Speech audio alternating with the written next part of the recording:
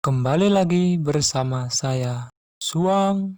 Mang, galong mang, galon. Kali ini saya ingin berbagi gimana sih caranya membuat sebuah wallpaper yang bisa cepat kita ubah backgroundnya ya. Nah ini wallpapernya itu ya temanya tema nature ya, yang dari alam. Ini saya foto sendiri waktu dulu ada di Indonesia Timur ya. Nah, jadi di sini saya ingin mempertahankan ini nih materinya yang naturnya ini ya, pegunungannya ini yang saya mempertahankan. Saya malah ingin ganti langitnya ini loh, karena kondisi seperti ini kayaknya gimana gitu ya, kurang. Ini saat itu kalau nggak salah diambilnya sore-sorean lah, cuman ya begitulah kondisi di Indonesia Timur ya. Jadi saya ingin membuat sorenya yang kelihatan tuh kayak di Indonesia Barat ya, matahari tenggelam itu kelihatan. Kalau di tempat saya dulu itu matahari tenggelam tuh susah dapat ya. Ya begini aja itu sore, tiba-tiba gelap ya. Oke, itu hanya sekedar cerita aja.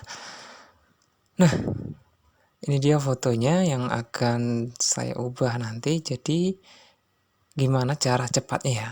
Karena ini menggunakan aplikasi jadi harus yang cepat dan ada hasil yang lebih bagus gitu loh. Jangan udah pakai aplikasi hasilnya cepat sih ya cepat tapi kurang bagus gitu. Ini kita akan upayakan dia hasilnya lebih bagus sehingga teman-teman juga bisa menghemat waktu dan memaksimalkan kreativitasnya.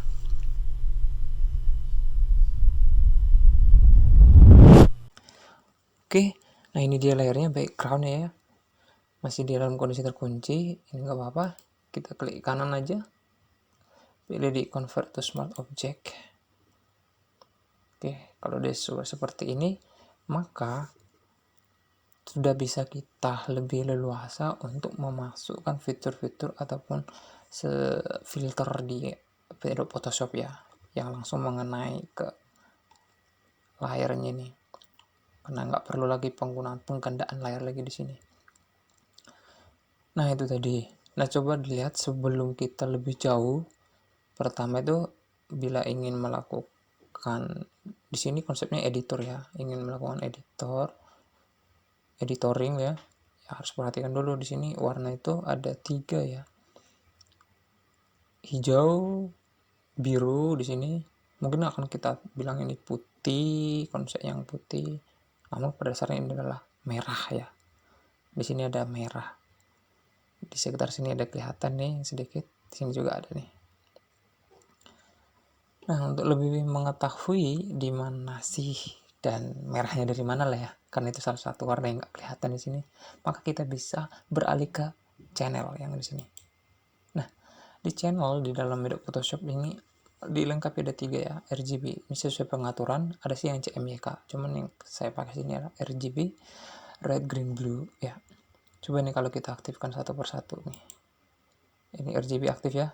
Ini coba kita pakai yang misalkan yang red. Nah kalau dia merah berarti di sini kenapa dia kelihatan hitam ya, artinya merahnya ini lebih banyak. Nah ini tadi di RGB, kalau dia utuh semua, berbagi semua ini sama rata, hasilnya seperti ini, ada warna ya kan, birunya pun kelihatan. Namun ketika di layar merah, channel yang merah ini red, kenapa di warna gelap, karena di channelnya ini memasukkan warna merah itu paling banyak sehingga dia itu kelihatan gelap. Oke, coba kita klik di green. Nah coba, artinya yang hijau tadi di sini kenapa lebih cerah malah dibandingkan di saat yang red. Artinya yang di channel green dia itu memasukkan warna hijau lebih banyak. Oke, coba nih, ini dia yang dimunculkan, ini warna hijaunya, sehingga yang hijau di red ini yang gelap, ketika dimasukkan dia ke green dia itu lebih cerah, dia itu lebih nampak ya.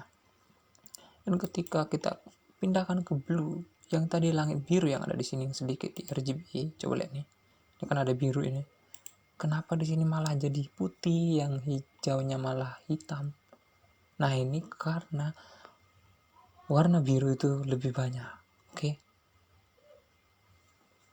Nah, itu dia. Itu konsep penggunaan warna ataupun channel di Adobe Photoshop. Kalau istilah fotografi ya layer lah ya, pewarnaan ya. Oke. Nah, kalau sudah seperti ini, maka kita kembali lagi dalam proses editing di Adobe Photoshop. Lebih baik menggunakan yang default. Maksudnya yang default adalah, kan ini RGB itulah defaultnya di Adobe Photoshop.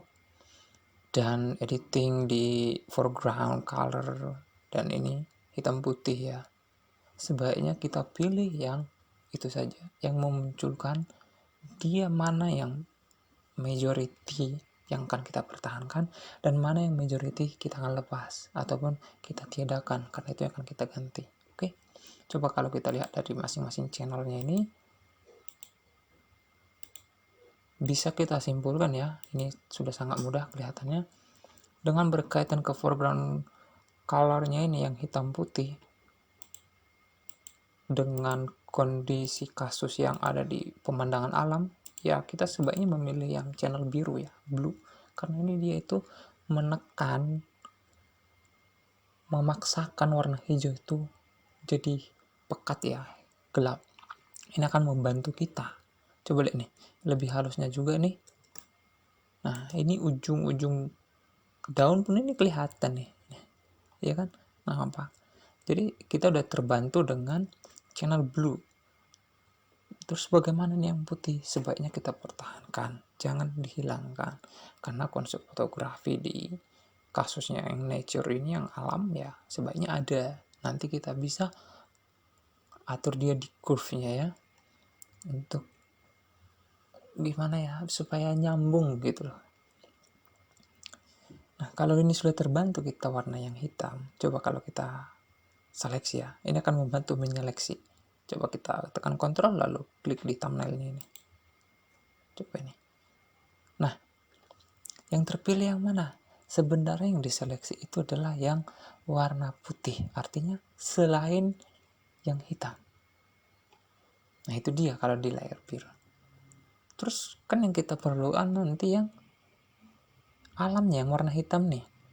Santai saja, hidup Photoshop itu banyak menawarkan fitur yang bisa membolak-balikkan, yang flip horizon, flip vertikal, ataupun yang mengubah foreground jadi background. Santai ya urusan itu. Oke, sampai di sini kan mudah kan?